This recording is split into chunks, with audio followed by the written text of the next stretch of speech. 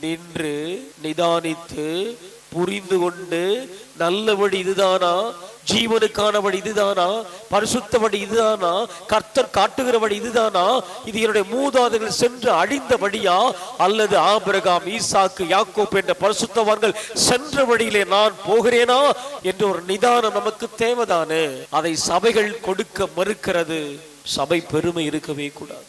அன்னைக்கு யோவானுடைய நாட்களிலே இருந்த சபைக்கே இந்த நிலைமன்னா, கிறிஸ்து இயேசுவானவர் பிரசங்கித்த அந்த சபைகளுக்கே இந்த நிலைமன்னா, நியாய பிரமாணத்துல எல்லோரும் தேறி இருக்கிற பொழுது நிலைமன்னா, ஒரே வழி ஆண்டவரை நோக்கி முழங்கால் படிக்கிட்டு, நல்ல வழியை எனக்கு காட்டும் ஆண்டவரே, நித்திய வழியில் நடத்தும் ஆண்டவரே, அந்தி கிறிஸ்தின் ஆவிகள் என் பட்சத்திலே என் பக்கத்திலே எப்போது எனக்குள் பிரவேசிக்கலாம் என்று சொல்லி வஞ்சிக்கிற ஆவிகள் என்னை சூழ்ந்திருக்கிற பொழுது நீர் ஒருவரே நடத்த வல்லவர் அப்பா.